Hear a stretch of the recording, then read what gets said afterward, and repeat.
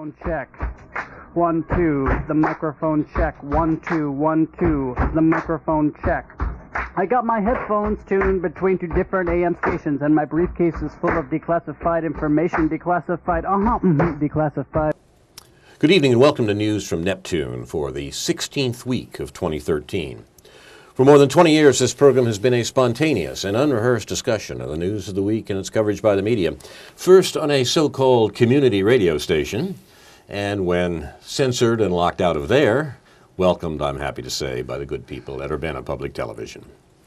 I'm Carl Esterbrook. My discussants tonight are David Green and Mark Harbinger. We'll take turns suggesting an item from the week's news that's been ignored or misreported, sometimes even innocently, and then asking our colleagues to comment on it. At the end, we'll have time for Coburns Corner, where we'll nominate cliches, overused phrases, and tedious words for elimination. Our program's name, News from Neptune, was chosen to honor Noam Chomsky, who's been talking sense about American politics for more than twice the 20 years we've been on the air. Chomsky has said of the American media, either you repeat the same conventional doctrines everybody is saying, or else you say something true, and it will sound like it's from Neptune.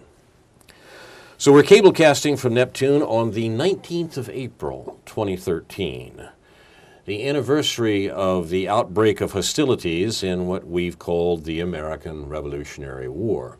And we are recording this at midday on the 19th after a night of surprising and disturbing news from Boston about the apparently the perpetrators of the bombing at the Marathon last week. War and rumors of war in Boston are peculiarly associated with the 19th of April. The 19th of April is perhaps best known from a poem published late in 1860 by Henry Wadsworth Longfellow, Paul Revere's Ride.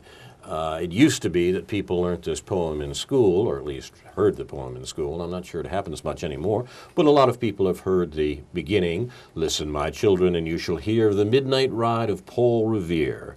On the 18th of April in 75, hardly a man is now alive who remembers that famous day and year.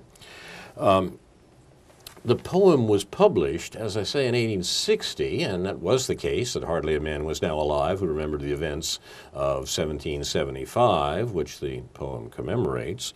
The poem was published just after the secession of the state of South Carolina, and it was, in fact, a bit of Civil War propaganda, recalling and in part constructing the mythology about the outbreak of what we've come to call the American Revolutionary War, which was in effect a no-knock raid by the police to seize illegal weapons in the town of Concord, Massachusetts. On the night of April 18th, 19th, 1775, the British Army, in control of Boston, sent a force across the Charles River and marched through the area that we were hearing about last night, where the police were searching for the Marathon bombers. The task of the cops in 1775 was to seize illegal weapons, and the leaders of the insurgency that was racking the colony of Massachusetts Bay at the time. Longfellow's poem, once again, was not innocent in the sense that it was written with a political purpose. Longfellow, an abolitionist, used the piece to encourage enthusiasm for the war that the new Midwestern president was about to unleash against the seceding states. The new president, of course, was Abraham Lincoln of Illinois, and the coming of the war, which was obvious to its supporters in the North, was celebrated, indeed, by Longfellow's poem, Paul Revere's Ride.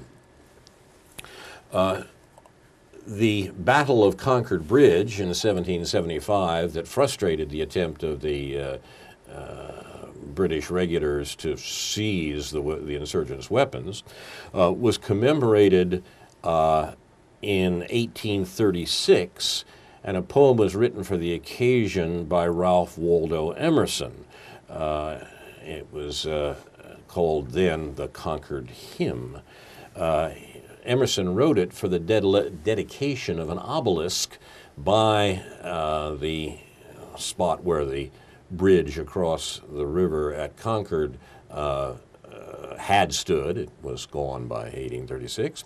And he wrote Emerson wrote a poem for the dedication of this monument to the battle. Like all of these reminiscences, it was replete with irony, it seems to me. Emerson wrote, "By the rude bridge that arched the flood, their flag to April's breeze unfurled, here once the embattled farmers stood and fired the shot heard round the world.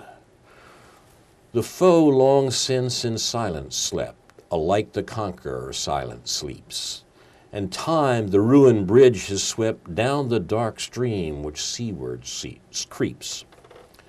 On this green bank by this soft stream, we set today a votive stone, that memory may their deed redeem, when like our sires, our sons are gone. Spirit that made those heroes dare to die and leave their children free, bid time and nature gently spare the shaft we raise to them and thee."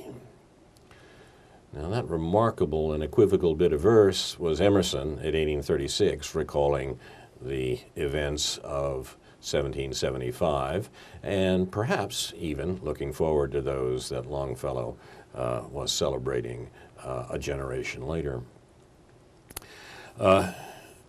You're listening to News from Neptune, a war propaganda edition. And on this day for killing people in Massachusetts, we'll start with David Green. What's on your agenda, David? Well, perhaps something more prosaic, and I'm not sure if it's directly related to war, but maybe a little old business, sort of going to begin with Margaret Thatcher, who did fight a war, of course. Yes. And I'm going to somehow get from Margaret Thatcher to the Taft-Hartley bill. Okay. The Taft-Hartley Act that makes of sense, 1947. And I just want to connect a few dots here, however disparate, to make some remarks about labor movements in particular, and the struggle against labor movements. Margaret Thatcher was noted, just as Ronald Reagan was noted for his suppression of labor, symbolized most by the air traffic controllers strike. Margaret Thatcher, as has been written about in the last couple of weeks, was very much, her reign was very much characterized by the suppression of the coal miners in Britain, and basically the shutting down of mines and the ending of coal mining as it was known into the 1980s in Britain. And this is a very important aspect of the manner in which democratic society evolved over the years, both in Britain and in this country. Miners, coal miners in particular, had a particular amount of political power, which came out of their control over that resource. And Thatcher broke that, and that was a key element to her neoliberal program. I started doing a little research on, just very little research on the origins of the anti-labor movement post-World War II in this country, in which at the end of World War II, labor was very powerful and very much threatened the corporate and business powers that be in this country. Labor had grown powerful during World War II and continued after World War II, and that out of that came the Taft-Hartley bill, an anti-labor bill that was passed by Congress on June 23rd, 1947. When I did a little research on this, I came across an article by Alexander Coburn, part of which I'd like to read to you in regard to that he wrote in observance of Labor Day in 2004. He wrote, 57 years ago, on June 23, 1947, overriding President Harry Truman's veto, Congress voted for the Taft-Hartley Act. It was a savage counterattack on labor's great legislative achievement of the Roosevelt years, the Wagner Act. As Taft-Hartley came before Congress, Truman denounced it as a, quote, slave labor bill, unquote. Taft-Hartley still said strikes were legal up to a point. It just made it far harder to win them. It declared the closed shop illegal and permitted the union shop only after a vote of the majority of the employees. It forbade jurisdictional strikes and secondary boycotts. Other aspects of the legislation included the right of employers to be exempted from bargaining with unions unless they wished to. The act forbade unions from contributing to political campaigns and required union leaders to affirm they were not supporters of the Communist Party. This section of the act was upheld by the Supreme Court on 8th May 1950. The Taft-Hartley Act also gave the United States Attorney General the power to impose an 80-day injunction when a threatened or actual strike that she believed, quote, imperiled the national health or safety. Coburn goes on. Excuse me, let me clear my throat here a little bit. This is the Rubio sanction move, right? Yes, right. Coburn goes on. Now, Taft-Hartley was passed by the Republican Congress, which took control in 1946. I'd never looked up the numbers, Coburn says, or tried to find exactly how many Democrats were needed to get the two-thirds votes necessary to override. Then this summer I came across the Third Party, a pamphlet by Adam Lappin, published in 1948 in support of Wallace and his Progressive Party. Lappin ladled out fierce abuse to both Democrats and Republicans. And here Coburn quotes this fellow Lappin. Every scheme of the lobbyists to fleece the public became law in the 80th Congress, and every constructive proposal to benefit the common people gathered dust in committee pigeonholes. The bipartisan bloc, the Republicratic cabal, which ruled Congress and made a mockery of President Roosevelt's economic Bill of Rights, also wrecked the Roosevelt foreign policy. A new foreign policy was developed. This policy was still gilded with good words, with the good words of democracy, but its holy grail was oil. The Democratic administration carries the ball for Wall Street's foreign policy, and the Republican Party carries the ball for Wall Street's domestic policy. Of course, the roles are sometimes interchangeable. It was President Truman who broke the 1946 railroad strike, asked for legislation to conscript strikers, and initiated the heavy fines against the miners' union. On occasion, President Truman still likes to lay an occasional verbal wreath on the grave of the New Deal. But the hard facts of roll call votes show that Democrats are voting more and more like Republicans. If the Republican Taft-Hartley bill became law over the president's veto, it was because many of the Democrats allied themselves to the Republicans. Only 71 House Democrats voted to sustain the president's veto, while 106 voted to override it. In the Senate, 20 Democrats voted to override the veto, and 22 voted to sustain it. And Coburn adds, to conclude, there you have it. The law that was to enable capital to destroy organized labor when it became convenient was passed by a bipartisan vote, and with more than just Southern Democrats, Coburn adds. Something you will never hear from the AFL-CIO or from 1,000 hoarse throats at Democratic rallies when the candidate is whoring for the labor vote. In the Clinton years, Coburn writes, union membership as a percentage of the workforce dropped, as it well might, because he did nothing to try to change laws. or to intervene in disputes. And there you have a perspective that, as much as we talk about the golden age of the American social welfare state from the end of World War II until 1970 or so, and as much as we talk about the power of labor unions during that period, here we have a perspective which notes the continuity, the ground that was laid for what eventually became the neoliberal assault against labor under Reagan in the 1980s, and in a global sense, a similar assault against British workers under Thatcher. Thank you very much, David. Mark, you comment on the labor history and the situation that David describes? Right. I just got out of law school. So Taft-Hartley is something that we touched on, but usually in the context of some case, right? I just did a quick search. I didn't know we were going to be talking about it, so I'm frantically Googling, we're unrehearsed, as we say. Yeah. Right. And it's fascinating. This is definitely the opening salvo, isn't it? Among the key provisions, it began to authorize the states to enact the right to work laws that are still in the news now. Absolutely. And it defined employee, excluding supervisors, which shrunk the pool of potential, collective bargaining members. So, there's no doubt about it that it was a strike back.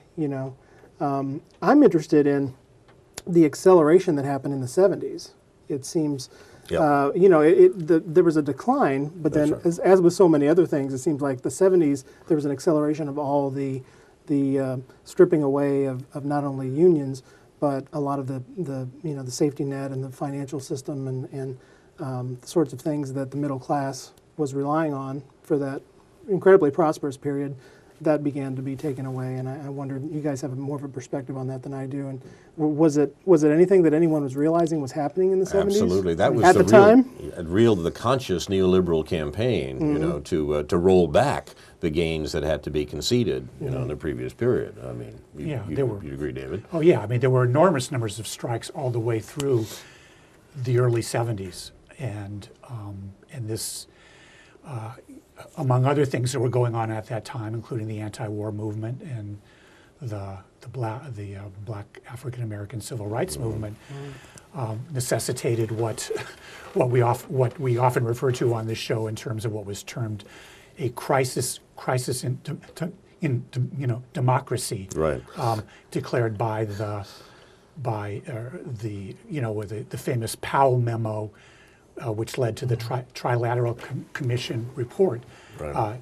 With that title, Crisis of Democracy. The crisis being there was too much democracy around. Too much of it, and the economic context of this was the power of labor through the 1960s to take its share of profits, to afford workers a relatively fair share of the profits, and therefore the decreasing profit margins of American and increasingly global corporations at that time. So, and it was a genuine, as people like David Harvey comment, capitalism goes from crisis to crisis. This was a genuine, not a crisis in democracy, which is a kind of euphemism, but a genuine crisis in capitalism of profits. So let me ask this: given that there seems to be plenty of scholarship that can point to, I mean, I read Zinn's, People's History of the United States, and he does a nice job of really pinpointing this is when the assault began. Place to start. This is when the assault began, right in the 70s, in earnest. How much of the precipitous decline was self-inflicted? How much within the labor movement was too narrow a focus? Because this is something I've been hearing among the groups that are trying to revive the labor movement, the attempted Walmart strikes and things like that.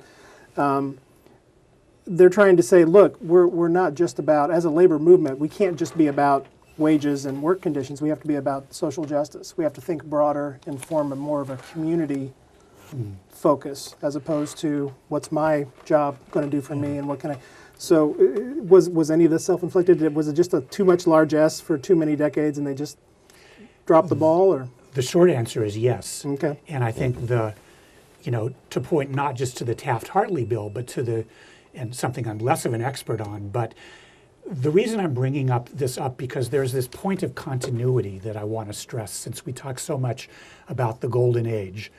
And there's a book that I'm reading now that is a very important book that I think will be much talked about in the upcoming months, called The Making of Global Capitalism by a couple of Canadian economic historians and labor activists named Leon Panich and Sam Gindin. You can find a lot of their work on ZNet, and you can watch the YouTube, some of the YouTube interviews and talks that they've given over the last 3 or 4 years. This book was just published previously.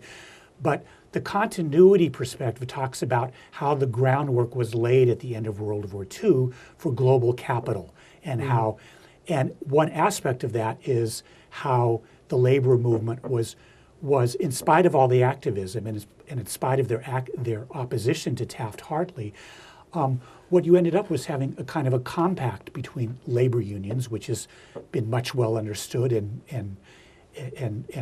memorialized in a song by Phil Oakes, Links on the Chain, in which the labor movement was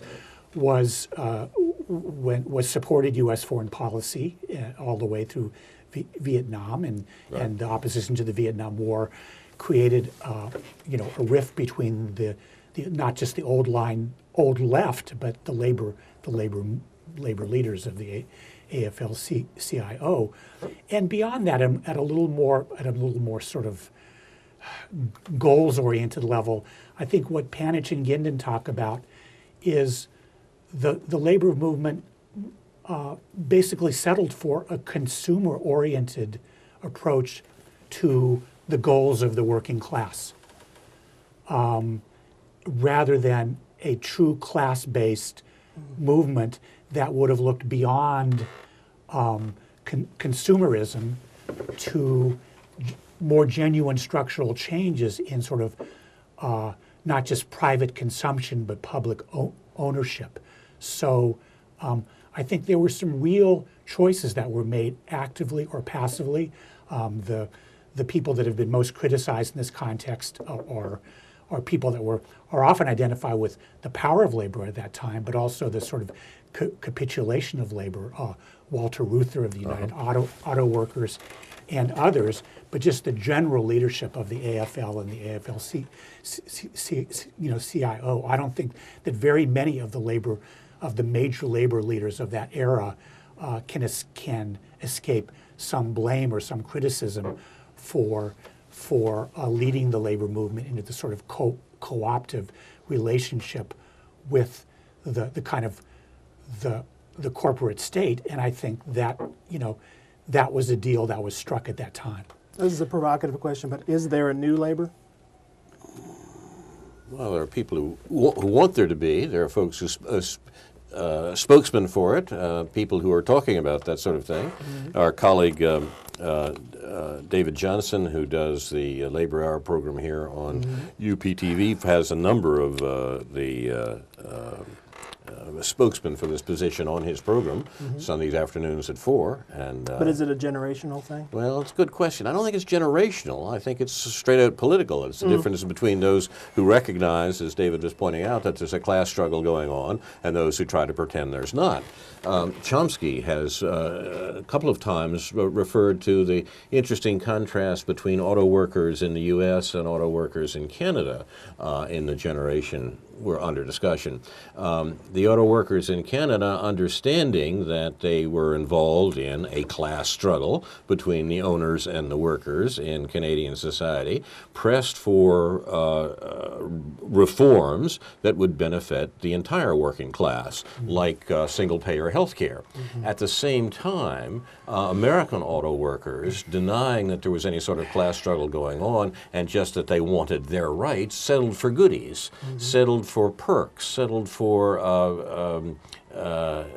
what's the word I want, for health care provided by employers and so forth, as part of the settlement, which we now see being stripped away. Benefits. Benefit-oriented. Benefits, exactly. And that Chomsky suggests this is a very different orientation as to whether you're working for a class or whether you're working for a privileged group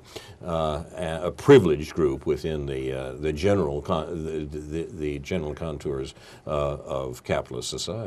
So do we have the technology now that we should be able to do better? Well, I think in terms of organizing and the Yeah, potential to leverage the internet and all these Reddit and Twitter and everything like that. I think the problem has never really been it's an interesting question. I mean, and the short answer is probably yes, that it would be easier to do now because of that technology. But I'm not sure the issue has ever really been a technological issue. The terms of organization of American labor or an organization of labor any place. David has quoted recently the late David Noble, whose work on American industrialization pointed out that the forms that industrialization took in America in the 20th century were not sort of technologically determined, that they were put in place in a way that would, in fact, take from the working class its control over their work, control that they could have exercised had they wish, had they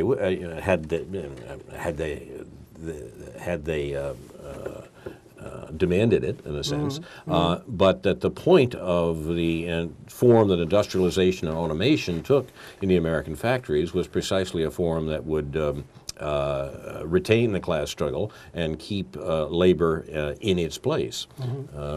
It didn't have to be that way, says Noble, whereas most of the textbooks said, oh, well, that was just a matter of technological determinism.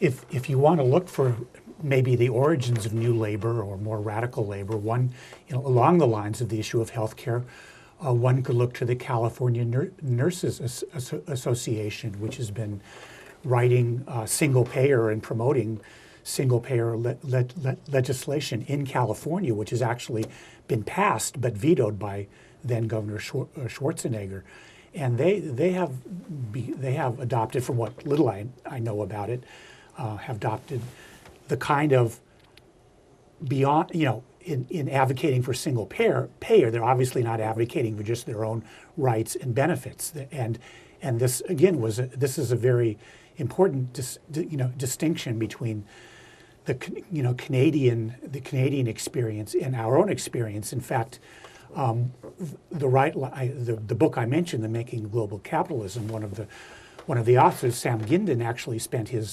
most of his career as a labor economist for the Canadian Auto Workers Union. So I'm sure he well understands what the historical differences are between the manner in which the unions evolved in this country and in Canada, although the argument of this book is partly predicated on the idea that Canada is every bit as much a part of the American global sort of financial economic empire as any other country. In fact, and relatively subservient to U.S. corporate interests, but still they were at the same time that the effort to get national health care was unsuccessful in this country, and I've never read detailed. I know that it was on the table after World War II, and then it was off. I'm not intimately familiar with what measures were taken to undermine that and prevent that from happening, but certainly labor had something to do with it. And in a labor issue, in at least one sense, and perhaps one of the more important senses, connected with the dramatic events of this particular day, I have a note here from David Johnson's colleague John Ryman, sent around this morning. He says, it is now reported that one suspect in the Boston Marathon bombing has been killed by police and another is being sought. Boston's public transit system has been shut down, and people in the general area where the second suspect is being sought are being ordered to stay indoors. Indeed, that's true through the entire Boston area. In fact, as far away as Los Angeles, the California State University at Los Angeles is being shut down for the day. In case anybody had any doubt, meanwhile, coverage of the West Texas fertilizer plant explosion, which was far, far more destructive than the Boston Marathon blast, is buried by the media, and Ryman continues, as is the story of life under drones, of course. I think the parallel is worthwhile. I mean, certainly the events in Boston are dramatic and are literally matters of life and death. But so also was this explosion in Texas that, by the last account I've seen, took more than 20 lives. And this in a factory in which the deregulation had allowed the factory to escape any sort of oversight of what actually they were doing and produce this massive explosion that seems to have leveled an area with a 5-block radius around the factory and killed many people associated with the factory. We're talking about matters that pertain to labor and work and indeed class struggle. And you're listening to News from Neptune. We have a number of things to talk about as usual. We're happy to welcome today at News from Neptune an old friend from that community radio station that I excoriate at the beginning of the program each time. Mark Harbinger is here in town, a new member of the bar, and has an interesting project that he's attempting to get underway in Rand Paul's senatorial district, right? Well, or should we say, is your senator really the more important figure in Kentucky? Mark, tell us about your this podcast center that you're putting together. I was just to piggyback off something you said earlier when you mentioned the technological choices that get made. The way that the laws are unfolding and the lag behind the technology as the laws try to catch up. CISPA just passed the House, which is the latest version of SOPA. It's a little more targeted, but the idea basically is that private companies can now share your personally identifiable information and anything else you do online with the government freely. And they're encouraged to do so. And I am interested in data privacy and privacy issues online in general. And the way everyone seems to embrace the idea of all our data being in the cloud. And this isn't my computer anymore now that it can be shut off remotely or in fact turn on remotely, whether it be the camera or the microphone. It's a brave new world, and it's something that we all should be thinking about, especially when we talk about new labor or other sorts of political organizations that want to organize. I have an old-fashioned phone here, but I think it was Julian Assange who said that today's cell phones are just tracking devices that happen to make phone calls. So, I mean, it's something to think about. I hadn't heard that. That's, that's good. So, it's something to think about. The project that I'm interested in, I'm going to try to start a nonprofit in Northern Kentucky, and basically I want to create a community podcasting center. I want to create something that it's sort of a 21st century community radio station. All of us, I think, were involved in community radio at some level. Carl, much more than me, but I had a show for 5 years, and I really enjoyed my time there and enjoyed working with Carl very much. And community radio, I think, has a lot to recommend it, and I love the idea of there being a forum that the community can come together. Be a nice idea to do it, yeah. And podcasting is just so much easier than radio, by its very nature. It is something that anyone can do from their own living room, but the idea of having a center where everyone could go, anyone could come in and record their own content, whether it be a business or a nonprofit that just wants to get their word out, or even individuals that want to have their own channel. And you can have your own channel in an hour. You can have a program recorded and be online and point everyone to that. So that's the idea, is to sort of create a 21st century community, alternative media center. And I've got some people there in Northern Kentucky that are excited about it, and I'm looking forward to helping that get off the ground. Well, it sounds like a very interesting idea. It's something we'll keep people posted on through our program here. I'd be happy to get stop by when it's online. When do you expect to be up and running? I'm hopeful that'll be within the next few months. Next few months, okay. Well, we will report on it with interest, and we'll also be interested in hearing about what sort of response you get to it, and how much.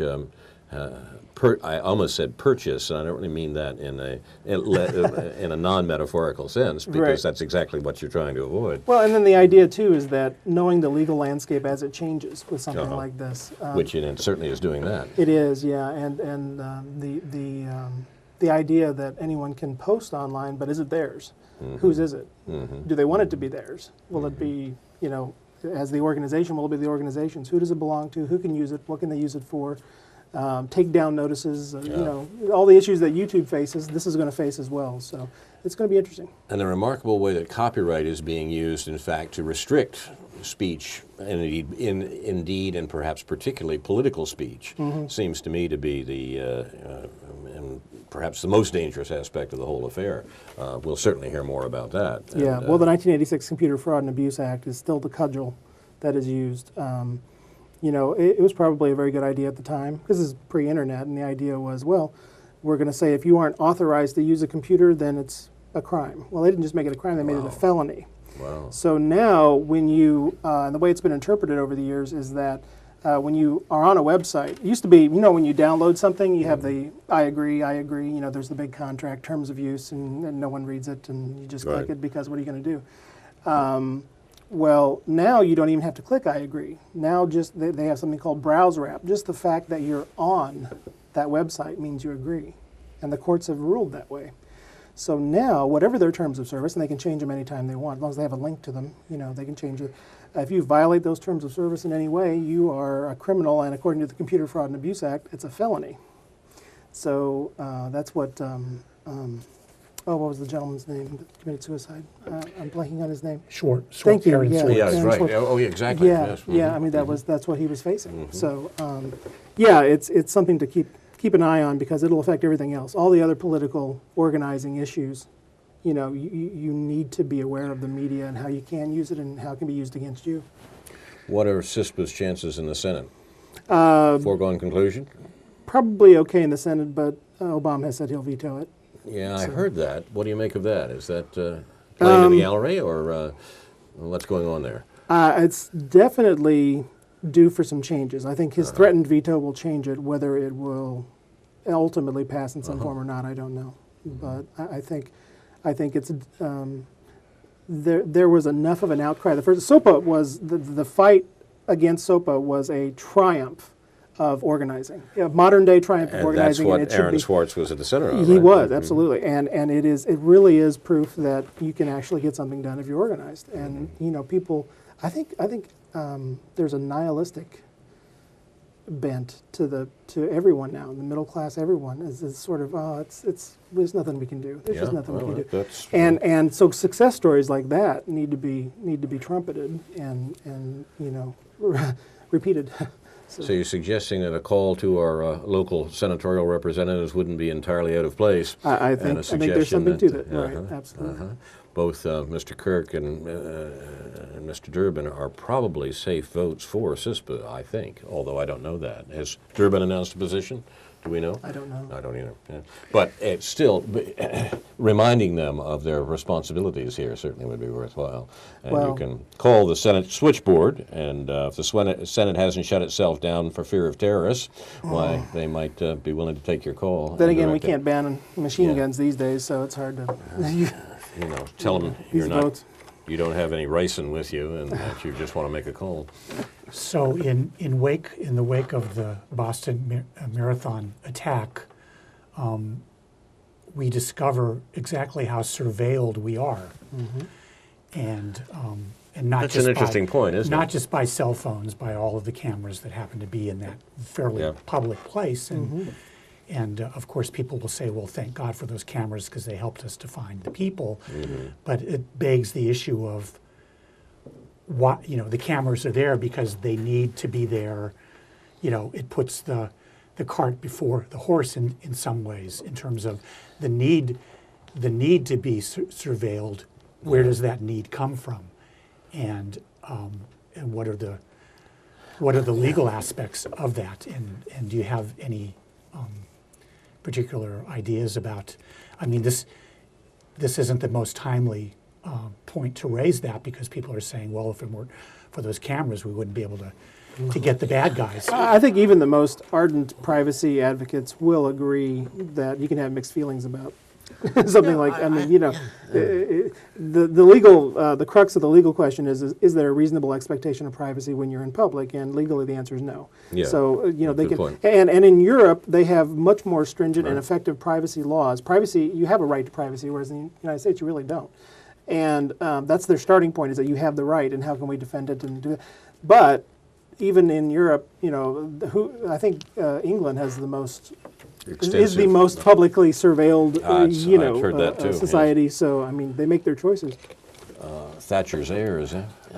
Also, I think maybe it's a mistake to conflate surveillance of that sort and suppression of speech and information. They really are two separate problems, it seems to me. I have less trouble with the notion of cameras on the streets and so forth, and a good deal more trouble with things like CISPA, which wants to cut down your ability to read, reproduce, and distribute information. So, let 100 flowers bloom, let 1,000 schools of thought contend. I mean, I let my picture turn up on the CCTV camera. I don't really object that much to that. What I do object to is to tell me that I have to take my website down because I printed something, I published something, I posted something that was in copyright. Well, and I wrote a paper that basically championed the idea that we should have some property interest in our personally identifiable data that we post online, or even if someone else grabs it and posts it on their thing. I think there should be a property right that follows it. I think I don't want to get too deep in the weeds, but I wonder whether property law is the way to go on well, that contract issue. law isn't, because of all the reasons we've talked about already, where you are stuck with an unconscionable contract virtually every time you go to a website. So until they change that, I think property law has its place as part of the solution. Thank you, Mark. We come now to the last part of the program that we call Coburns Corner, in honor of the late Alexander Coburn. The corner has an edge, indeed a sharp edge. The last writing that Alex Coburn completed was a pamphlet called Guillotined, in which he nominated cliches, overused phrases, and tedious words for elimination. We try to carry on his great work by adding our own suspects to this kill list, which is a lot less literally lethal than Barack Obama's kill list. And Mark has arrived with what I gather are some suggestions of things that might fit into Coburn's Corner rather neatly. Huh? Is that right, Mark? My original area of study was marketing. That was my bachelor's. And I still to this day get a kick out of the unbelievable abuses of the English language that marketers use. Celebration and all those words that we just sort of take for granted now, but when you really stop and think about it, they don't help a whole heck of a lot in terms of informing us what their product is. I love this pamphlet you shared with me. This is Coburn's. This is Coburn's piece here. That's right. Yours to keep. A memento of News from Neptune here, Mark. But yeah, I mean everything from the obligatory Z at the end of words if you're talking to the younger generation instead of S. It's balls isn't with an S. It's with a Z. I see. That sort of thing. Or putting Q instead of C or K at the beginning of the word. That sort of stuff is it gets to me. That's a kind of branding, I guess you might say. Yeah. And corporate branding is what it's all about. What if it really helps sell? Or if they just do it to, because it's a convention now. Yeah. David, you got a candidate for the I don't the corner today this at all. week? I'll just sort of have to, maybe as you go on, I'll come up with something. Something will occur. Or, Right? yeah. I actually, what I wanted to talk about in connection with Coburns Corner today had less to do with specific bits of language than a matter that actually spins off some of the things we've been talking about in terms of communication and privacy here.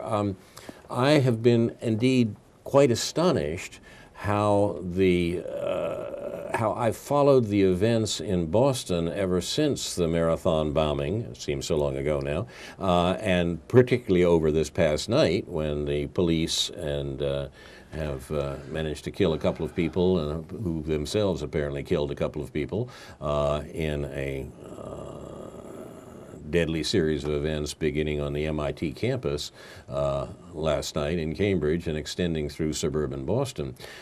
What surprised me about my reaction to this particular set of events was how I spent the entire time not tuning into Boston radio stations, or much less the national news, or even following email or internet feeds on the matter, but rather by following Twitter. The news of what was going on in Boston overnight and the identification of the suspects in the bombing and the search for them, apparently, which is still going on at this hour, midday on Friday. All of that I followed through the Twitter feed. That surprises me a little, but on the other hand, I'm almost heartened a bit by the ability to follow that, to follow it that way. I wonder what would happen had there not been an internet comment on what's going on in Boston right now. How would I have followed that elsewhere? Would I have been restricted to CNN's account? And I'm afraid I would have been, and that doesn't seem to me to be a good thing. Yeah, the CNN is good for a laugh as they retract whatever they said the hour before, each hour. But I definitely echo your sentiment, and I have two, my boys are 16 and 11, and Facebook and email and all of that is so passé to my 16-year-old. Really? It's all Reddit and Twitter. You've already talked about Reddit. Speaking of Aaron Swartz again, he helped start Reddit. And that's where they get so much of their instant. That's where they get their news. And it's also, I was in an office with a couple people earlier this morning, as they followed followed the latest events on Reddit.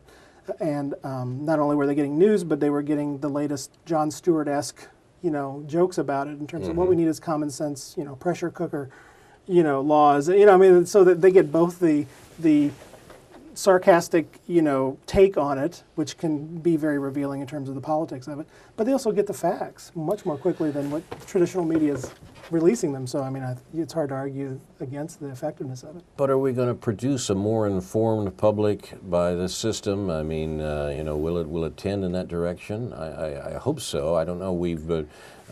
David started off today by talking about the largely forgotten history of the Reagan and Thatcher years and the labor movement of that time.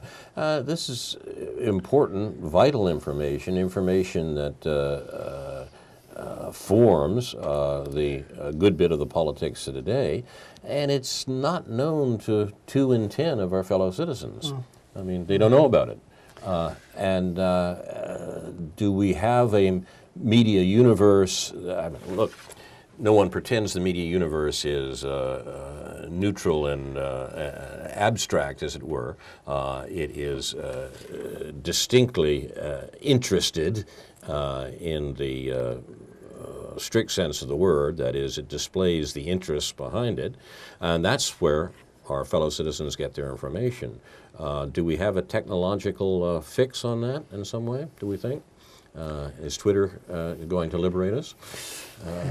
Well, I don't know. I'm hesitant to believe it, although I have to say that in this particular case, I followed it closely. There's just, if you want to be a little bit lazy, there's just so much on YouTube that you can listen to, and I kind of use it like news. Actually, it isn't that it's news. Yes. I mean, I guess I use it instead of sports, but there's so many. I mean, I listened to Tariq Ali lecture about Thatcher on YouTube, or any number of people. Right. But I guess I just sort of wanted to bring up a maybe related issue, and that's sort of popped up as we have the death of Thatcher and then the events in Boston, sort of the etiquette related issues as to how one responds in an immediate sense, in the first case to somebody's death, and in the second case to deaths of a very different nature. And I found myself, first of all, you can contrast the way criticism of Thatcher was treated by defenders of Thatcher in terms of appeals to etiquette. Contrast that to the way Chavez was treated last month. But beyond that, I think that there's a certain, I found myself, in spite of wanting to be immediately critical of the media coverage of the events in Boston, I found myself, in deference to the suffering, just being so sickened by it that I wanted to withhold any comment like that, and I still do to a certain extent, but the political responses and reaction and context to it take on a life of their own, and then you kind of have to respond in ways that I think aren't terribly respectful of those who have suffered most and have suffered losses. And I think that even in a related vein, even the latest horrible column by Thomas Friedman in response to the Boston events, in which he relates his experience in Israel to their response to suicide bombings there, and the way they clean up things in 2 hours, and it's like everybody goes about their business like it never happened, and that we should be that way. I found that a remarkably insensitive way for him, the 2 days after the events in Boston, to tell people, get on with your life and pretend this didn't happen. I don't understand how it is that that's in any way being respectful to the people who most suffered from that, aside from all the political criticism that one might make of the way that these events have been covered. Well, the people of Boston have certainly shown everyone the way to respond. I mean, by all accounts, their not only the civic response from the organizations seemed to be very well done, but just the public coming together. That's always part of the story, but Boston especially has really been, seems to me, a paragon and an example of what they do. They had our chief magistrate arrive in town to tell them about the horrors of civilians being killed by bombs and so forth. He was, I think, probably on his way from or to killing civilians with bombs that happened to be located in Yemen at the time, and the contradiction, the shocking juxtaposition of Mr. Obama's murderous bombings halfway around the world and the bombings in Boston apparently existed side by side without too much trouble. The late Scott Fitzgerald said that the mark of a truly mature mind was to be able to hold two contradictory ideas in mind and still continue to function. And an awful lot of Americans seem to be able to do that right now on this question of murderous attacks on civilians. That's what our president does with his Terror Tuesdays. And then he goes to Boston and tells us how horrible it is that these foreigners, as they probably are, did something like this. I don't know.